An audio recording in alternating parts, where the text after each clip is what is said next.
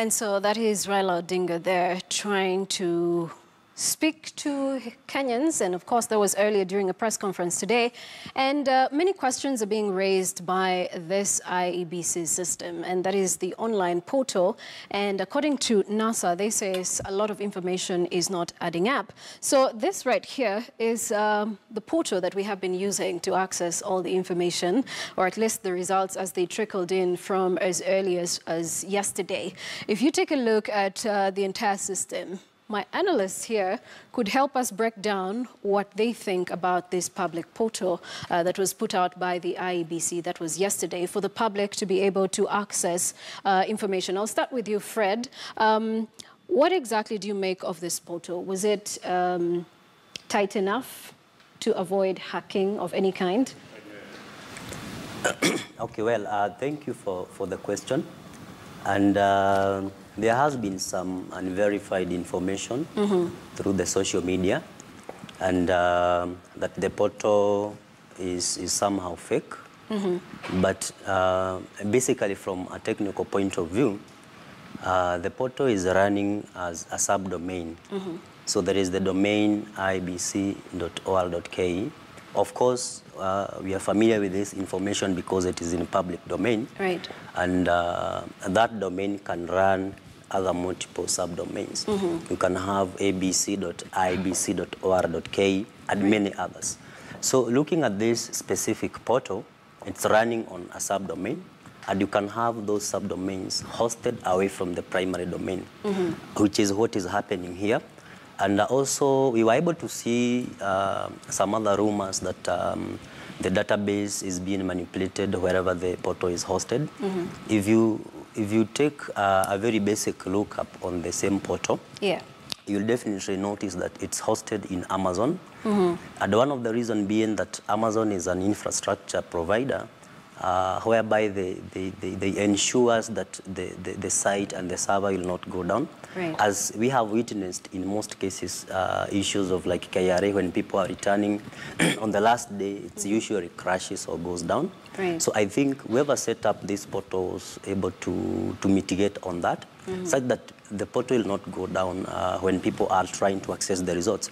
Again, also, if you technically look at it, you will notice that the portal hosted at Amazon is just fetching database information from the IEBC servers wherever they are.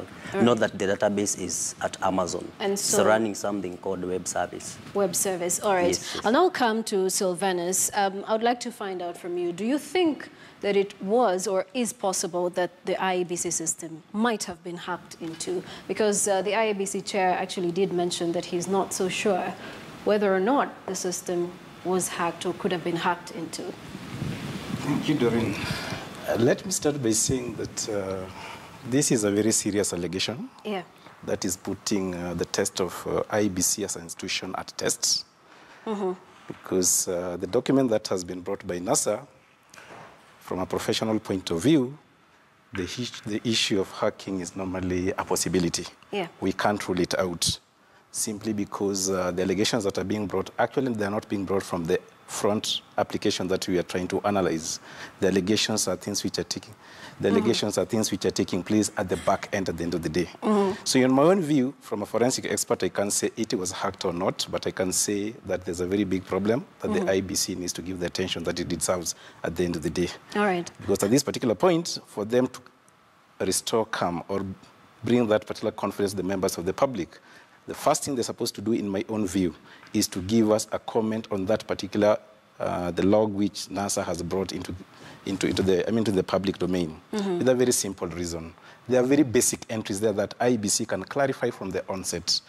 One is the chairperson of IEBC, according to that particular document, I don't know the authenticity, I can't talk about the things of the same document, was refused access twice. So that's a basic thing that you can just come and tell members of the public, yes, at this particular time I tried to access and I was denied access.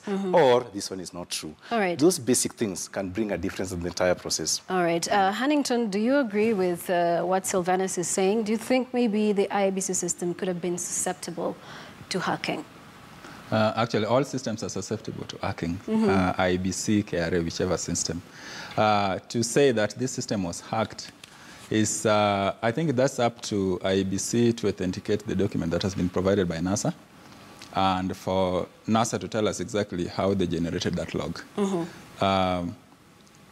And again, another point, I think we may also need to move away from the website to the back end where the hacking actually is claimed to have occurred.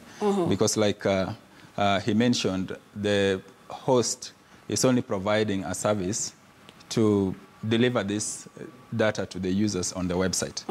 And the claim here is that the database where the voter information is the one that has been hacked. So we're actually talking about hacking the database, so earlier not the today, website. Raila did tweet, Raila Odinga, that is the NASA flag bearer. He did tweet and said that computer logs accompanying the presidential election 2017 briefing, and he used block letters here. We got them, and well, if you take a look at this, you can actually almost see part of the logs that he was able to share. But we're going to come to those in just a bit. We'd now like to